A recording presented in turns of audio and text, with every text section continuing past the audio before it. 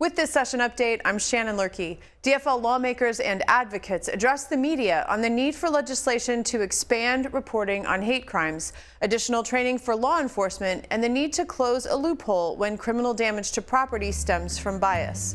Here's that media event. Good morning, everybody. Thank you very much for coming to this press conference. I am State Representative Frank Horenstein, and I am the lead author of House File 3837, a bill that will expand the current hate crime statute in the state of Minnesota to respond to increases in hate crimes across the board in our state.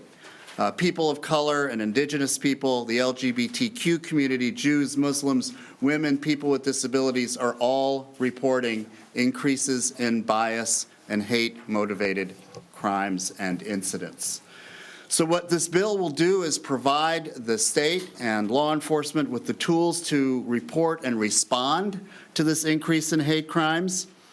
And this legislation will be heard tonight in the Public Safety Committee of the Minnesota House of Representatives. One other item, as we talked with community groups, is that there is a loophole in our current statutes related to hate messages and graffiti on property. This bill will make it easier to prosecute those incidents as hate crimes and will provide community groups the ability to report hate crimes in our state's database as it relates to this problem. I first want to also acknowledge and thank and introduce colleagues of mine that are co-authors of this bill who have taken a very strong interest in this bill from the beginning when we talked with community groups about it. We have Representative Fu Lee, Representative Hodan Hassan, Representative Mahmoud Noor, Representative Samantha Vang. I thank you so much for your interest and your support. So we have several speakers that will talk more in depth about their experiences, and I'd first like to call on the Senate author of this bill, Senator Ron Latz. Thank you, Representative Hornstein. I'm kind of like a just-in-time inventory. Try to time it as closely as I can. I'm really proud to once again co-author or carry the Senate bill for hate crimes legislation along with Representative Hornstein. We have worked in the community over many years to try to address hate. There's too much of it out there. And we're not under the illusion that a criminal remedy or statistics gathering is going to stop hate. We need broader leadership and broader community involvement and deeper education of our community members, people who live in the community, to stop hate. Fundamentally, it's ignorance. And the only way you combat ignorance is to have people learn about people who are different than themselves, different skin colors, different educational backgrounds, different religious beliefs, different nationalities and foreign status or life stories. And there are a lot of programs out there that try to do that in the schools and in the communities. But we here in the legislature do have an opportunity to provide a platform for a strong community message to be sent within the criminal justice system when there are crimes that are committed that are motivated by hate.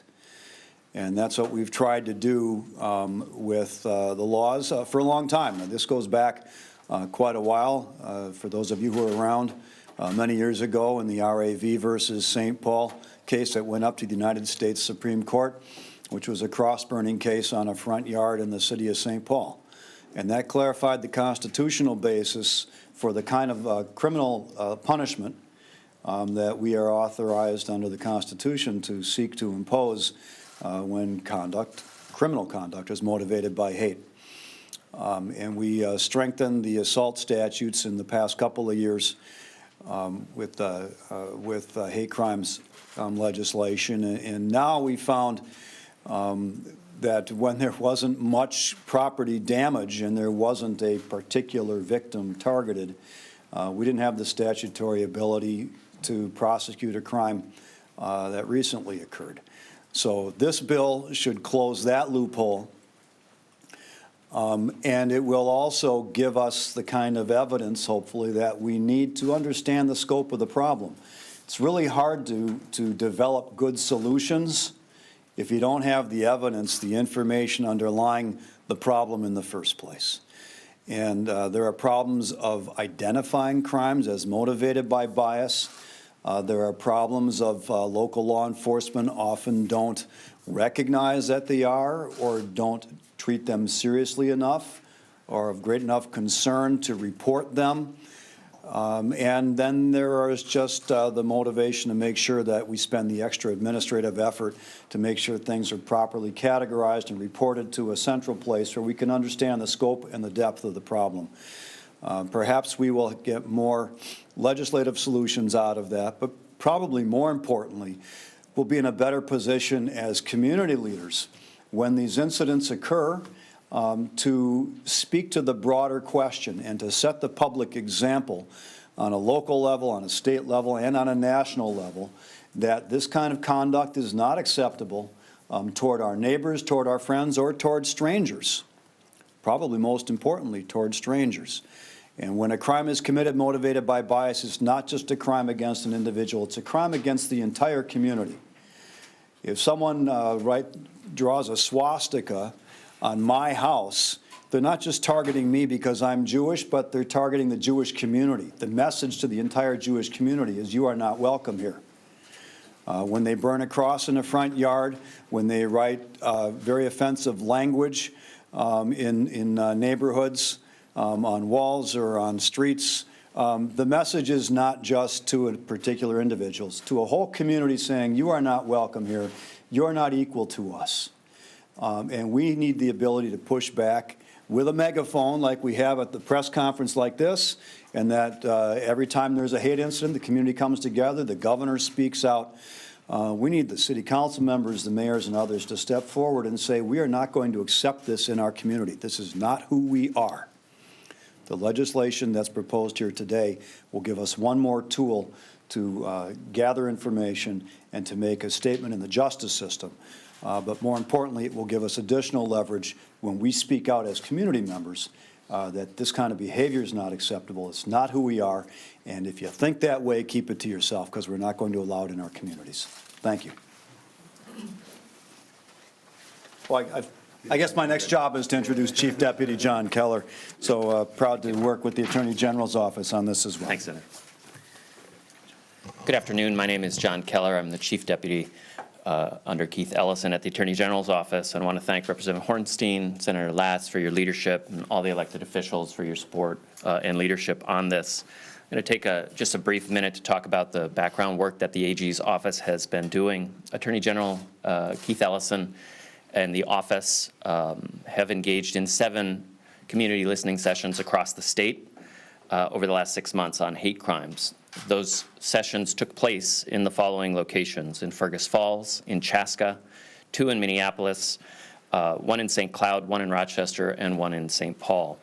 Hundreds of Minnesotans attended those sessions from all walks of life. Each session had a collection of neighbors of all ages and backgrounds, elected officials, religious leaders, community leaders, and impacted community members. The discussions focused on 4 main areas: the need to build more solidarity by talking to one another, to getting to know one another. The second, finding better ways and expanding ways to report hate crimes and hate incidents, updating hate crime laws, and increased training and receptivity. After the 7 listening sessions, there also was a summit in November of last year with 3 separate panels that presented. One was law enforcement, the second was a community panel, and the third consisted of legislators and elected officials. From the law enforcement panel, it's important to see the wide variety of representation in all of these areas. We had representatives of the FBI, from the BCA, from the U.S. Attorney's Office, and the Ramsey County Attorney. On the community panel, several folks who are going to speak after me, representatives from the Muslim American Society of Minnesota, Temple Israel, Outfront Minnesota, and Copal attended. And on the legislative panel, we had Representative Hornstein, Representative Hassan, Senator Dibble, and the Commissioner of Human Rights, Rebecca Lucero. This bill that the AG's office stands in support of is one of the biggest takeaways from those listening sessions and the summit, and that is the community wanted increased mechanisms, increased trusted paths to be able to report hate crimes. By adding the Department of Human Rights as a trusted location to report those crimes, the bill will give more options to more victims. The bill is also going to partially help the state gather more accurate data that's already been mentioned. We know that there is underreporting of crimes for a variety of reasons. That underreporting of the data does not reflect the true nature of what's happening. National statistics show, Minnesota statistics show an increase in these terrible incidents. By increasing the ways in which and the methods through which crimes can be reported, we know that we will have better data to take better action. I'm going to, at this point, turn it over to Karen, Jaylani, and Monica. And the tall person in the middle. Sure. No, actually, go ahead. I'm Jaylani Hussein, the Executive Director for the Council on American Islamic Relations, CARE, Minnesota. I'm Karen Rotz, Executive Director of Jewish Community Action. And I'm Monica Meyer, Executive Director of Outfront Minnesota. Thank you all. Thank you to our legislators and to the Attorney General's office. We're here today as leaders of community organizations, and we're here to lend our voices to call for this piece of legislation, a bill that we believe can strengthen the state's ability to respond to hate and to build a more accurate snapshot of what Minnesotans are experiencing. We know that this is a bill that isn't just good for our communities, it's a bill that's good for all communities, and that's why we have so many supporters here, from state agencies to the legislature to law enforcement and the communities impacted. And as you've heard from other speakers today, this piece of critical legislation really is here to support law enforcement, do their job properly, and tool them. Law enforcement need the right tools to respond to hate across our state, and to also be trained so that they can use those tools effectively. Our community organizations like ours need the channel to add data that we collect. Oftentimes, we're the first ones that community organizations or community groups and individuals call on to. And we want to take this report to the larger picture. We want to share the stories that we hear every single day from our communities, which are based on the rise of hate across our state, and unfortunately is not common to our community and is becoming something of a norm, regretfully. For a lot of people today, law enforcement sometimes may not be the easiest place to go when it comes to reporting, but we want to be able to be part and parcel of the effort of making sure that we address the rise of hate crimes in our state. We hear, I know that all three of us take a lot of calls and hear a lot of reports of incidents, and it's because those stories are so common that we're convinced that organizations like ours have to be part of the reporting mechanism and the snapshot that the state is collecting of what's happening. And so we can't do this alone, neither can the state, and so we see this as an important partnership. In 2019, Outfront Minnesota worked with 266 people who faced violence because they're lesbian, gay, bisexual, transgender, or queer. And so we really look at this legislation as a way to partner and to really be able to get an accurate picture of the kind of crimes and hate and bias that we're seeing in our state. Regretfully, hate is a disease. It's a disease that will take many tools to fix. Community groups like us can be part and parcel of making sure that what we report to the state and to law enforcement can be part of the cure for this regretful rise of hate, this disease that is unhinging our communities every day. Thank you.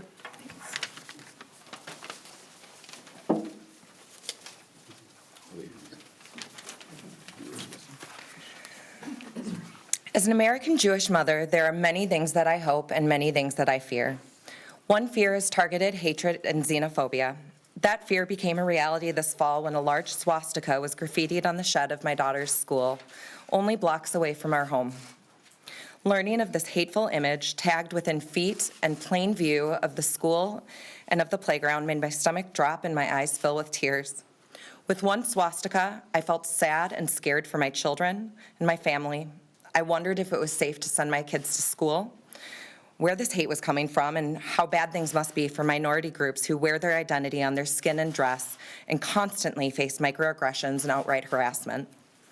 One swastika led to calls and emails to the school board, superintendent, representatives, and our principal. One swastika led to calls and one swastika led to my daughter's concern about people hating Jews at their school, as well as important and painful discussions about the importance of pride in oneself and standing up for anyone targeted for their differences. One swastika led to a group of Jewish parents meeting together to share fear, concern, anger, sadness, and solutions. But this also wasn't one swastika. Connecting with Jewish community members and Jewish Community Relations Council of Minnesota and the Dakotas, we learned that many more swastikas were painted in our parks and carved into our trees. We were called the hateful, malicious tagging of Lake Harriet Lower School, just miles from our elementary. I fear that hate will continue to impact whole communities and that a lack of appropriate response will give permission for it to continue. Although hateful acts like this may be painted over or washed away, the feeling it causes and the knowledge that someone hates you enough for public display remains a permanent stain. Although my community was impacted by a sign generally targeted at Jewish people, an act of hate against anyone impacts everyone, and that's why we all, as targeted minority groups, must continue to stand together. As I said, I also have hope. I have hope that relationships can heal, can create healing and understanding. This includes relationships between a diverse array of targeted groups, relationships with our representatives, and relationships with law enforcement. I have hope that support for this bill will allow relationships to train law enforcement and give them the tools to appropriately respond to acts of hate impacting our entire communities. One act of hate has many ripples, and it is our duty to offer the tools to protect all Minnesotans from acts of bigotry and hate. As Senator Paul Wellstone said, we all do better when we all do better. I'm sorry, and I'm Carly Hoffman. That concludes our speakers, and we'd be happy to answer any questions and direct your questions to any of the members. I also wanted to acknowledge, as Carly did, the Jewish Community Relations Council, which has also played a very important role in helping to put this bill together. Question for the officer, if that's okay. Yeah, sure. Just wondering if you could maybe detail how this bill would specifically help you do your job better. Of course. You can just state your name, too. Yeah. I'm Kelly McCarthy. I'm the current chief of the Mendota Heights Police Department. What this bill will do, in addition to assisting victims and health reporting it, but it will also give all of law enforcement a consistent policy in which to enforce and make sure that we're all singing off the same sheet of music. Currently in statute, there's a reporting requirement and pre-service training requirements, but there's no in-service training requirements, nor is there a mandated model policy, and this bill would fix that. Just to follow up on the requirement, you mentioned that the current statute has a requirement, but we often hear with that, whenever these statistics come out, like Minnesota was down 15% last year, but the underreporting. So how does this bill address that, and are law enforcement agencies under this bill, would they actually be required? Would it be a hard mandate for them to report any hate crimes in their jurisdiction? So there currently is that hard mandate, that exists. The problem is if you are already distrustful of the police, you may not want to report it to us, and then that's where the gap is. And so allowing an alternative reporting mechanism through community groups or through the Department of Human Rights will help us get a better and more accurate picture of what's really going on. Because the statistics are important, but we cannot lose focus that every one of those numbers is a person. It's a person whose rights that we all share were infringed upon, and we can't allow that to continue. So with proper training of identifying it, like I said, I had pre-service training. That was in 1998. Things have changed quite a bit since then, and so we need to be continually updated in our education and our policy to make sure that we're effectively addressing these situations. So it's not an issue of some law enforcement agencies just not reporting themselves, it's just they're not getting it, is that how it could be twofold, I don't know, to be honest with you. I could imagine that there's some who don't, unfortunately, and we would get to that, and we would hope that this would help us hold them accountable for that.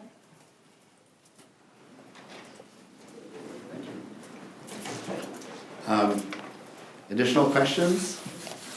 What level of Republican support is there for this bill in either chamber? We are in conversations with Republicans on this. We're confident that there will be bipartisan support for this, and we're going to continue to work on that. And but those conversations are ongoing. I'll try to add to that. From the Senate side, we're just beginning these conversations, so I would encourage each and every one of you to approach Chairman Limmer and ask if he would give this bill a hearing in the Senate Judiciary Committee. As you can see from the broad array of people here, it's pretty important to lots of communities who live in all districts represented by Democrats and Republicans. We had hearings a couple of years ago on the hate crimes legislation that strengthened the penalties for bias-motivated assaults.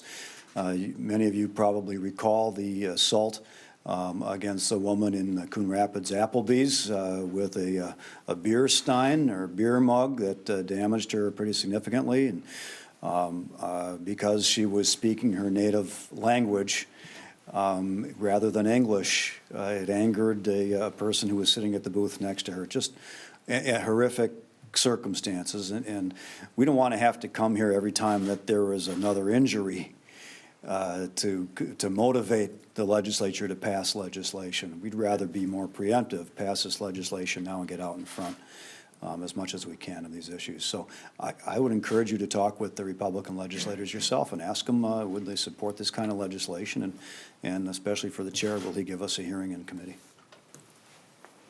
We have time for one more question.